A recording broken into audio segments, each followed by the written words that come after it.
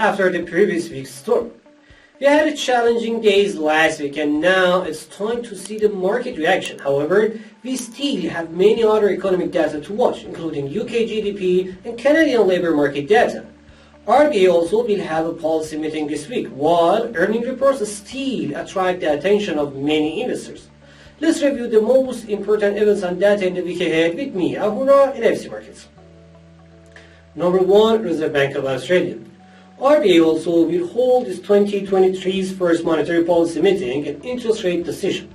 Recently published data from the Australian economy were disappointing. Labour market was losing steam while manufacturing and service activities remained historically low. The only good news for the Australian economy was the Chinese reopening. However, since inflation is still high and around 7%, we expect another 25 BPS rate hike to 3.35%. If RBA signals another 25 BPS rate hike in the next meeting, the Aussie can gain against this process. Otherwise, only a 25 basis point rate hike will hold the overall pressure on us for now. Number 2, US trade balance. The US trade balance has been hit for various reasons in recent months. A strong USD compared to other currencies makes the export price more expensive. In contrast, the economic issues that other countries were involved in have reduced their purchasing power and imports, especially from the US. We expect the US trade balance to be at minus $69.1 billion in the final month of 2022, raising nearly 2% thanks to fairer imports after plumping 7.5% in November. That must be helped the USD to gain more. Number 3, UK GDP. We are waiting to see if UK economy fell into technical recession in the second half of last year.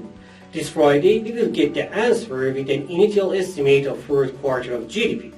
The consensus forecast is to see the second straight quarterly decline. Given the decline in retail sales reported through the quarter, consumer spending will likely remain weak, hurting the UK GDP. The only hope is more sales that we had around the New Year's Eve, which we have to wait and see. Expected data would hold the pressures on the sterling. Number 4, Canadian labour market.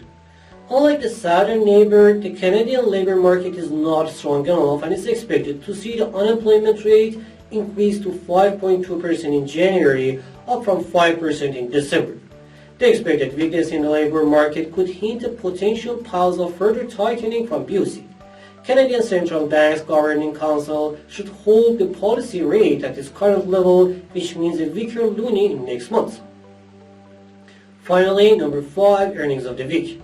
Of 230 companies in the S&P 500 that have reported earnings so far, 70% reported above analyst expectations. This compares to a long-term average of 66%. Most non-companies have already published their reports. However, we still have many others to watch, including Walt Disney, Uber, CME Group, and Emerson on Wednesday. PepsiCo, Toyota Motors, Philip Morris, Siemens, S&P Global, Motorola, and PayPal also will report their earnings on Thursday. Thanks for watching this video and hope it's going to be an amazing week for all of you.